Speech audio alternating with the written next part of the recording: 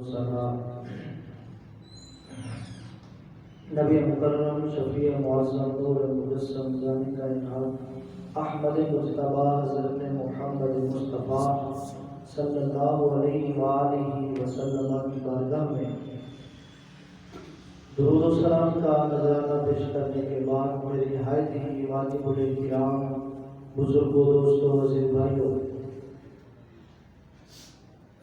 جیسا کہ آپ کے علم میں ہوگا گزشتہ جمعۃ المبارک کے خطبہ میں نے عرض کیا تھا قاعدہ جمعۃ المبارک سے ہم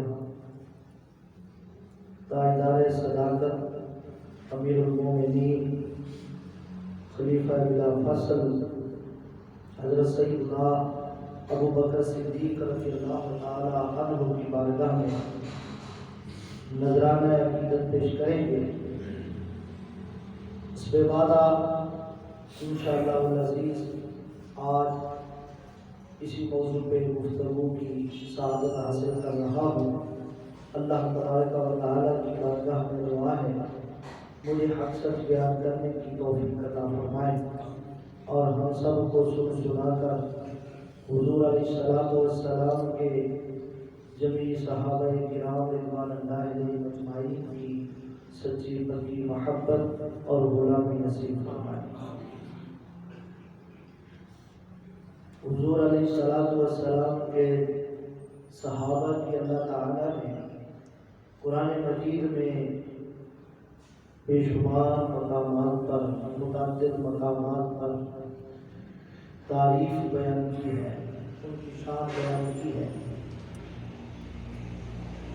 اللہ تبارک و تعالیٰ کی بارگاہ میں حضور علیہ السلام کے صحابہ اتنا عظیم گروہ ہے کہ جن گھوڑوں پہ وہ سوار ہو کر جہاد میں گئے، اللہ تبارک و تعالیٰ نے ان گھوڑوں کی قرآن میں قسم اٹھائی ہے۔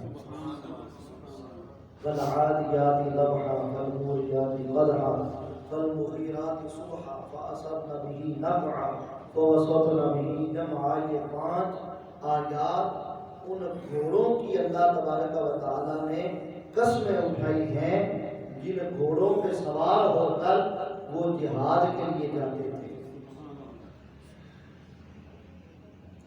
وہ سواریاں جن پر سوار ہو کر انہوں نے جہاد کیا، اللہ تبارک و تعالیٰ کی بارگاہ میں وہ قابل عزت ہوئے اور ان کی رب نے قسمیں اٹھائی ہیں، تو بتاؤ ان پہ سوار ہونے والے صحابہ کی رب کی بارگاہ میں کتنی عظمت شان ہوگی۔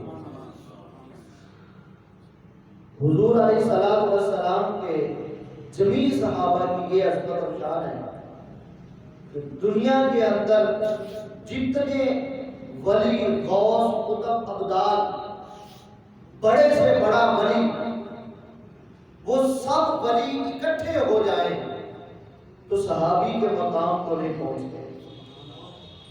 صحابی کا مقام وہاں سے شروع ہوتا ہے جہاں پہ ولیوں، غوثوں، قطبوں، ابدالوں کے مقام کی انتہا ہو جاتی ہے۔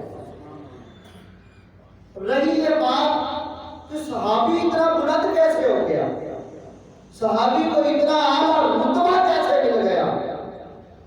قرآن مجید میں اللہ تبارک و تعالیٰ نے صحابہ کا تعارف کرواتے ہوئے صحابہ کرام کی اس عظمت کو بیان کیا ہے کہ وہ اونچے کیسے ہو گئے کہ ولی، غوث، قطب، ابدال مل کر ان کا مقابلہ نہیں کر سکتے۔ وجہ یہ ہے قرآن مجید میں اللہ تعالیٰ نے ارشاد فرمایا محمد رسول اللہ، محمد صلی اللہ علیہ وسلم اللہ کے رسول ہیں۔ والذین معہ، یہ آیت آگے لمبی ہے۔ اس آیت کو اللہ تعالیٰ نے شروع کیا تو اپنے محبوب کا نام لیا، پہلے ان کی شان بیان کی اور ان کا ذکر کیا کہ محمد صلی اللہ علیہ وسلم اللہ کے بولیے محمد سے اللہ کے رسول ہیں۔ یہ پہلے ذکر کر دیا اور اس کے بعد اب صحابہ کا تعارف کروایا جا رہا ہے۔ صحابہ کی عظمتیں اور شانیں بھی بیان کی ہیں آگے،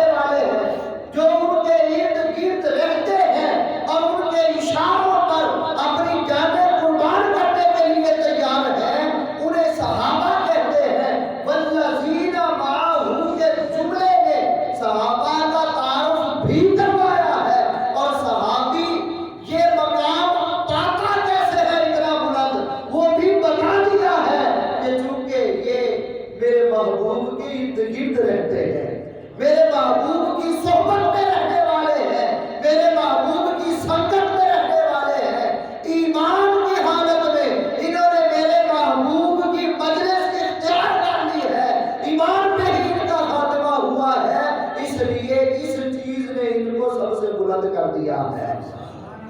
یہ ان کی پہچان ہے, یہ ان کا تعارف ہے کہ یہ محمد رسول اللہ کے ارد بسنے والے ہیں. حضور علیہ السلام کی بارگاہ میں آنا ایمان کی حالت میں اور پھر ایمان پر ہی ان کا خاتمہ ہو جانا, اس چیز نے ان کو سب سے بلند رتبہ عطا کر دیا ہے. سادے لفظوں میں صحابی وہ خوش نصیب ہے جس نے ایمان کی حالت میں نبی پاک علیہ السلام کے رخ زیبا کو دیکھ لیا ہے. یہ اتنی بڑی عبادت ہے, اتنی بڑی عبادت ہے. اب یہ دیکھیے نا, صحابی اس وجہ سے بلند نہیں کہ صحابی نے نمازیں بہت زیادہ پڑھی, صحابی نے جہاد بہت زیادہ کیا, صحابی کا تقوی اور پرہیزگاری بہت اعلیٰ کی تھی. ان چیزوں نے صحابی کو بلند نہیں کیا, ان کا علم بڑا زیادہ تھا نہ. یہ ساری چیزیں بھی ہوگی لیکن بلند رتبہ ایک چیز نے دیا ہے, اور وہ یہ ہے کہ انہوں نے ایمان کی حالت میں رخ زیبا کو دیکھ لیا ہے, حضور کے چہرے انور کو دیکھ لیا ہے. بس یہ اتنی بڑی عبادت ہے کہ اس عبادت کی وجہ سے اللہ نے انہیں ساری امت سے اعلیٰ رتبہ عطا فرما دیا ہے. یہ ایک اتنی بڑی عبادت انہوں نے کر لی ہے. باقی چیزیں شامل ہو سکتی ہیں لیکن صحابہ میں ہمیں تو ایسے بھی ملیں گے, ایک لمحہ آیا ایمان قبول کیا اور دوسرے لمحے وفات ہو گئی, دوسرے لمحے شہادت ہو گئی. میدان جنگ میں ایک بندہ آیا, حضور کا کلمہ پڑھا, حضور کو دیکھا ایمان کی حالت میں, پھر حضور کے لشکر میں شریک ہو کر جنگ کے لیے چلا گیا, وہاں شہید ہو گیا. اب نہ تو اس نے کوئی نمازیں پڑھی, ایک لمحے ایمان قبول کیا, دوسرے لمحے لڑائی کے لیے چلا گیا, وہاں شہادت کا رتبہ مل گیا. نمازیں نہیں پڑھی, دین نہیں سیکھا, روزے نہیں رکھے, کوئی عبادت نہ کی.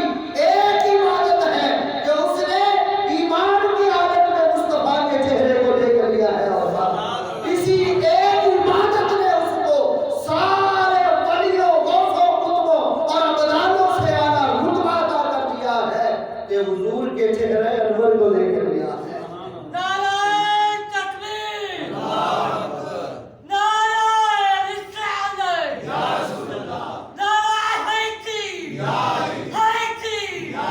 تمام صحابہ کا یہ مقام ہے مشترکہ طور پہ, وہ سارے ولیوں, غوثوں, قطبوں اور ابدالوں سے اعلیٰ مقام رکھنے والے ہیں.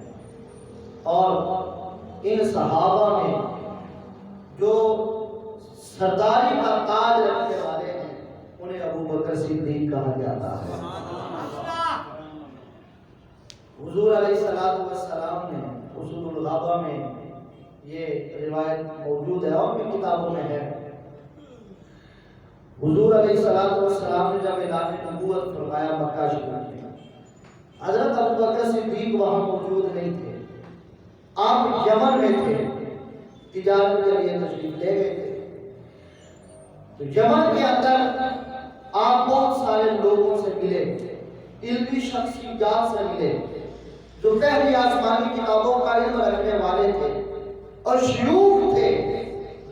عمر کے حوالے سے بھی شیخ تھے, علم کے حوالے سے بھی شیخ تھے. یمن ان دنوں بھی بہت بڑا علمی مرکز سمجھا جاتا تھا. تو آپ ان شیوخ میں سے ایک کے پاس بیٹھے تو اس نے آپ کا تعارف پوچھا, آپ سے پوچھا حرم سے آئے ہو؟ آپ نے کہا ہاں حرم سے آیا. پھر پوچھا قریش سے تعلق ہے تیرا؟ کہا ہاں قریش سے تعلق ہے. پھر پوچھا قریش کی مختلف شاخیں ہیں, ان شاخوں میں سے بنو تیم شاخ سے تیرا تعلق ہے؟ کہا ہاں بنو تیم سے میرا تعلق ہے. تو جب یہ چیزیں پوچھ لی اس کے بعد وہ کہنے لگا کہ ذرا اپنے پیٹ سے کپڑا ہٹا کے مجھے پیٹ تو دکھاؤ. حضرت ابو بکر صدیق رضی اللہ عنہ حیران ہوئے اور کہنے لگے کہ تیرے سوالات جب سے تم سوال کر رہے میں جواب دے رہا ہوں، تو میرا تعارف پوچھ رہا ہے میں تعارف کروا رہا ہوں، لیکن یہ انوکھا سوال ہے کہ پیٹ سے کپڑا ہٹا کر پیٹ دیکھنا چاہتا ہوں۔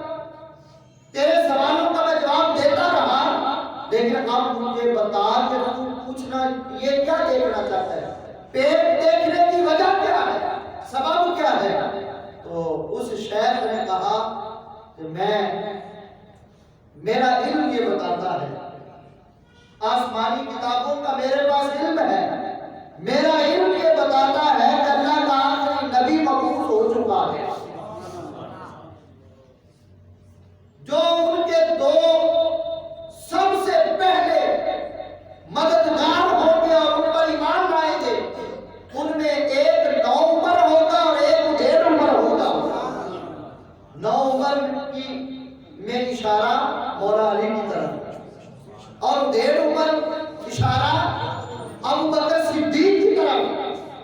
تو کہا دو ان کے پہلے جو یار ہوں گے مددگار ہوں گے ان میں ایک 9 عمر ہے ایک 1.5 عمر ہے، تو میں 1.5 عمر کی جو نشانیاں ہیں وہ تجھ میں دیکھ رہا ہوں، پائی گئی ہیں، لیکن جو نشانیاں رہ گئی ہیں تو وہ بھی تیرے اندر میں دیکھنا چاہتا ہوں۔ تو میں اس لیے کہہ رہا ہوں کہ پیٹ سے کپڑا ہٹا کے مجھے پیٹ دکھا۔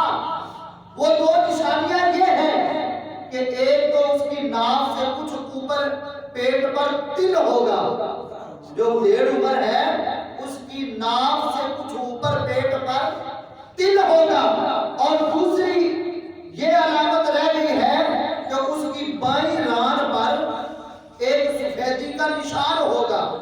تو شرمگاہ ہے یہ جگہ ران والی، یہ تو میں دیکھ نہیں سکتا، شریعت کی پابندی ہے، یہ ہر شریعت میں پابندی تھی تو پابندی ہے، میں دیکھ نہیں سکتا وہ، لیکن ناف سے اوپر وہ تل تو دیکھ سکتا ہوں نا، وہ مجھے دکھا۔ تو حضرت ابوبکر صدیق نے کپڑا ہٹا کے اس کو دکھایا، وہاں تل موجود تھا۔ اب وہ کہنے لگا تجھے مبارک ہو، تو ان کا پہلا وفادار ہوگا، کبھی بھی ان کا ساتھ نہ چھوڑنا، ان کے پاس جاؤ گے جا کر ان کا کلمہ پڑھ لینا اور ساری زندگی ان سے تو نے وفا کرنی ہے۔ حضرت ابوبکر صدیق رضی اللہ تعالیٰ عنہ وہاں اور بھی شیوخ سے ملے، انہوں نے بھی آپ کو نصیحتیں کی، لیکن جب آپ آنے لگے تو اس پہلے شیخ کو ملے، اس کا نام شیخ ازد جمنی تھا، تو اس کو دوبارہ ملے اور کہا کہ اب میں جا رہا ہوں یمن سے، تو بتائیے کوئی آپ کا پیغام ہو، کوئی آپ کا سندیشہ ہو میں وہاں لے جاؤں اور اس آخری نبی کو میں آپ کا وہ پیغام پیش کر دوں۔ تو جب اتنا کہا نا تو اس نے ایک نعتیہ کلام حضور کی شان میں لکھا ہوا تھا، وہ اس نے پیش کیا کہ یہ ان کی بارگاہ میں میری طرف سے نعتیہ کلام پیش کر دینا۔ تو حضرت ابوبکر صدیق وہاں سے مکہ آئے، جب مکہ پہنچے نا تو یہاں مشرکین مکہ پہلے سے حضرت ابوبکر صدیق کا انتظار کر رہے تھے۔ حضور نے اعلان نبوت فرما دیا، ابو جہل اس گروہ کی سرداری کی کمان سنبھالے ہوئے ہیں اور مکہ شہر سے باہر حضرت ابوبکر صدیق کا انتظار کر رہے ہیں کہ کب ابوبکر آئے اور ان سے پوچھے کہ بتاؤ کہ یہ یتیم ہونے کے باوجود نبوت کا دعویٰ کر رہا ہے، یہ صحیح ہے دعویٰ؟ حضرت ابوبکر صدیق مکہ میں آئے نہ جب تو وہ ملے، ابو جہل نے فوراً پوچھا ابوبکر جو ابو طالب کے یتیم بھتیجے ہیں وہ گمان کرتے ہیں، اب یہ دیکھیں وہ کیا کرتے ہیں، وہ گمان کرتے ہیں تو میں اللہ کا نبی ہوں، اللہ کا رسول ہوں، تو بتاؤ ذرا تمہاری کیا رائے ہے؟ اور ساتھ ہی کہنے لگا کہ بھلا یتیم بھی کبھی نبی ہوا ہے؟ اب وہ اپنی طرف سے فیصلہ بھی سنا رہا تھا اور حضرت ابوبکر صدیق سے بھی پوچھ رہا تھا۔ تو حضرت ابوبکر صدیق نے کوئی جواب نہیں دیا، کہا کہ میں پہلے ان کو ملوں گا پھر تمہیں بتاؤں گا۔ حضرت ابوبکر صدیق سیدھا حضور کی بارگاہ میں حضور سے ملے. نبی پاک علیہ الصلوۃ والسلام سے جب ملے نا تو پہچان تو پہلے سے ہی تھی نا, اور جمل میں بھی پہچان ہو چکی ہے.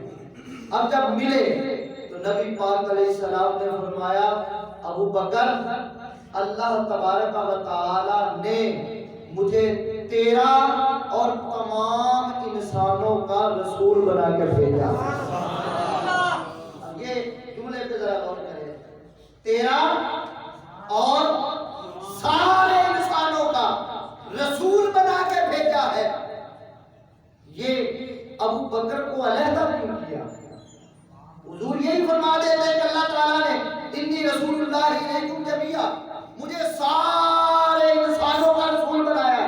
یہ ٹھیک تھا, ان میں ابو بکر بھی ہے انسانوں میں, لیکن ابو بکر کا علیحدہ ذکر کیا اور دیگر انسانوں کا علیحدہ ذکر کیا. ابو بکر تیرا اور سارے انسانوں کا مجھے اللہ نے رسول بنا کے بھیجا ہے. یہ ابو بکر کو علیحدہ کیوں کیا؟ حضور علیہ السلام کی نظر میں ابو بکر کی ایک انوکھی شان ہے.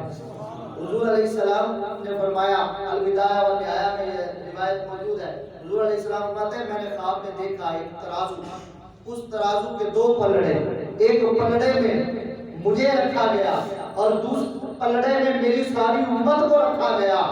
تو میری جس پلڑے میں میں تھا تو میری ذات والا پلڑا بھاری ہوا. حضور کی یہ عظمت اور شان ہے. ساری امت ایک پلڑے میں, حضور دوسرے پلڑے میں, تو حضور والا پلڑا بھاری ہوا. تو حضور فرماتے ہیں اس کے بعد پھر ترازو کے دونوں پلڑوں میں پھر وزن کرنے کے لیے رکھا گیا, ایک طرف میری ساری امت کو اور دوسری طرف میرے صحابہ میں سے ابو بکر صدیق کو. اب وزن کیا گیا تو جتنا وہ پلڑا اٹھا اتنا ہی ابو بکر صدیق والا پلڑا اٹھا ہے, یعنی دونوں پلڑے برابر ہو گئے. تو حضور علیہ السلام بتانا یہ چاہتے ہیں اس فرمان میں ابو بکر ایک طرف ہے اور میری ساری امت ایک طرف ہے. یہ ابو بکر کا مقام ہے. حضور علیہ السلام اسی مقام کو سامنے رکھتے ہوئے فرما رہے تھے ابو بکر اللہ تعالیٰ نے مجھے تیرا اور سارے انسانوں کا رسول بنا کے بھیجا.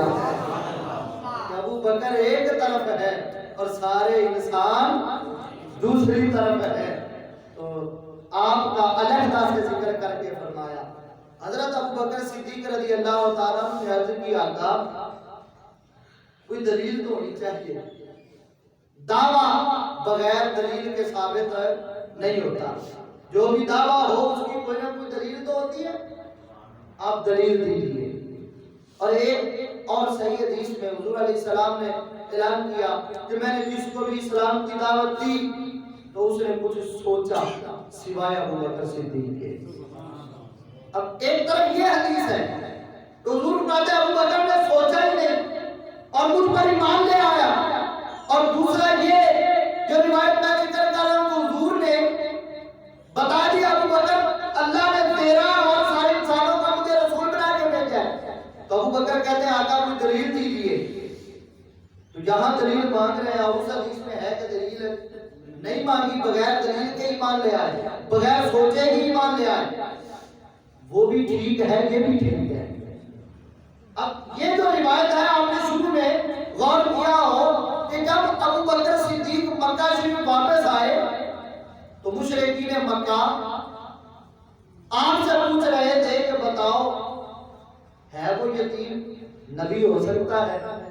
تو وہ کہہ رہے تھے تو دلیل مانگی ہے تو مشرکین مکہ کے لیے اور اپنے لیے دلیل نہیں مانگی ہے. جب اپنا معاملہ تھا اطمینان کا تو فوراً ایمان لے آئے تھے, کلمہ پڑھ لیا تھا. انہیں کچھ تعامل نہ تھا, انہوں نے کچھ نہیں سوچا اپنے لیے. لیکن اگر دلیل مانگی ہے تو ان کو جواب دینا تھا. انہوں نے کہا تھا کہ بتاؤ یہ ہیں یتیم اور نبی ہو سکتے ہیں. تو کہا میں ان کے پاس جاتا ہوں تو پھر آپ کو آگے جواب دوں گا. تو حضور سے عرض کیا کہ کوئی دلیل تو دیجیے, دعویٰ بغیر دلیل کے ثابت نہیں ہوتا. حضور علیہ السلام نے فرمایا وہ دلیل کافی نہیں جو یمن میں تو شیوخ سے ملا ہے. اب یہ دلیل کافی نہیں. ابو بکر صدیق کہنے لگے آقا میں تو وہاں کئی شیوخ سے ملا. آپ کس شیخ کی بات کرتے ہیں؟ تو حضور علیہ السلام نے فرمایا اس شیخ کی جس نے نعتیہ کلام تجھے لکھ کے میری شان میں دیا ہے اس کی بات کرتا ہوں. تو ابو بکر صدیق نے عرض کیا آقا ہاتھ بڑھائیے میں آپ کے ہاتھ پہ بیعت کر کے آپ کا غلام بننے کے لیے تیار ہوں. یہ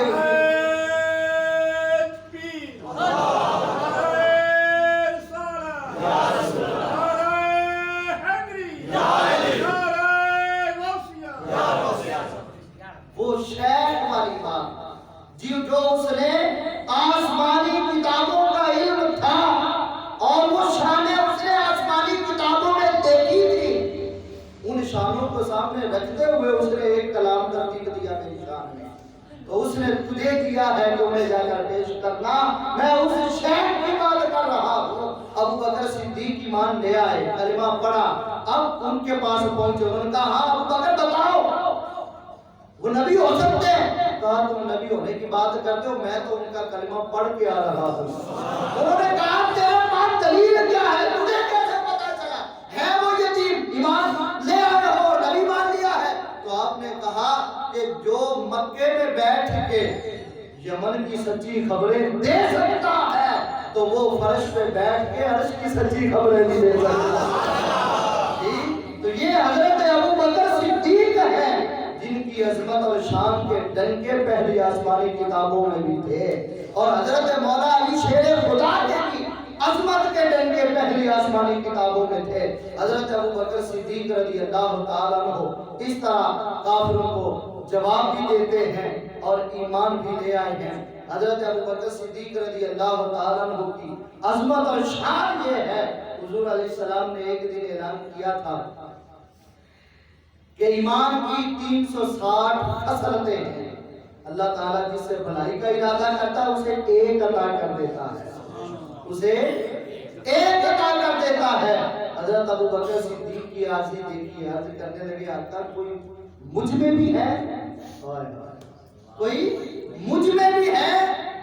آج ہم دیکھیں نا ہمارے اعمال اور ہم اپنے گریبان پہ جا کے اور ہمارے دعوے اور ایک طرف ابو بکر صدیق کی ہستی کہ وہ عرض کرتا ہے اگر کوئی ہم میں بھی مجھ میں بھی ہے. تو حضور نے فرمایا ابو بکر اللہ تبارک و تعالی نے تجھے مبارک ہو تیرے اندر ایمان کی ساری خصلتیں جمع فرما دی ہیں. جس کے اندر ایک ہو اس سے اللہ بھلائی کا ارادہ کرتا ہے تو جس کے اندر ساری خصلتیں موجود ہوں تو پھر اللہ تعالیٰ کی بھلائی کا ارادہ اس کے ساتھ کیسا ہوگا. اللہ تبارک و تعالی ہمیں حضرت ابو بکر صدیق رضی اللہ تعالیٰ عنہ کی سچی پکی غلامی نصیب فرمائے. آپ کی عظمت اور شان کے حوالے سے انشاءاللہ العزیز آئندہ بھی جمعۃ المبارک میں گفتگو ہوگی.